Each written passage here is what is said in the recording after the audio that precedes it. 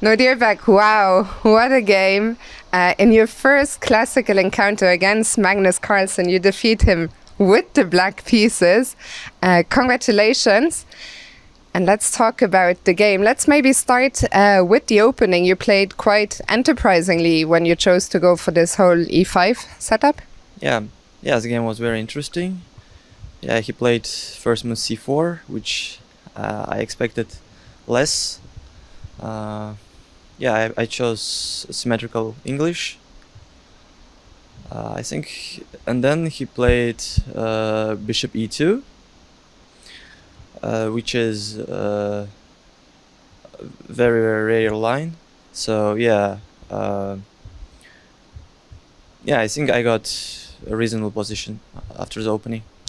And then let's talk, I guess one of the next big moments, you play bishop f6 and Magnus decides to give up the exchange. Did that surprise you? Yeah, of course. When he played knight f3, I thought this move is a little bit inaccuracy because it leaves the tension out of the center and it gives me this bishop f6. Yeah, of course I saw this bishop a3. And then I evaluated this whole exchange sacrifice as dubious because it seemed like I'm getting just free exchange, and when he took on g7 I have a very powerful rook on g8. Yeah, I think he underestimated this long castles.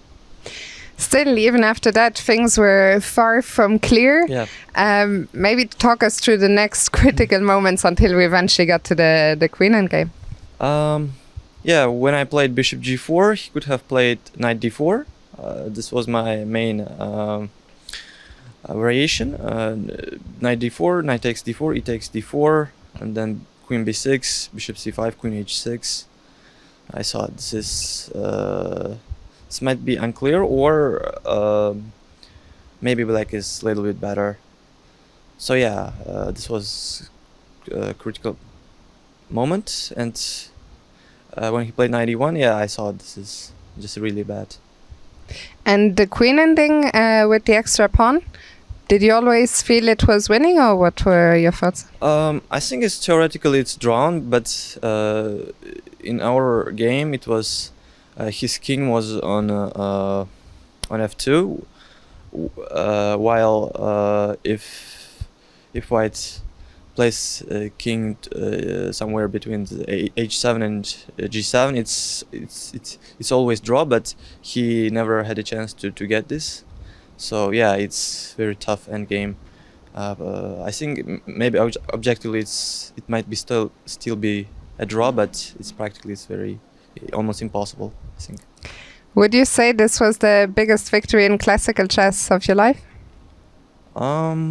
Yeah, it's one of the biggest wins, of course, but not the best, I would say. But yeah, it's one of the biggest, of course. Not only did you beat Magnus, you're also the sole tournament leader tonight. 4 out of 5, an incredible score for your debut here. How do you feel about the tournament position? Yeah, it's very it looks very nice for me, but there is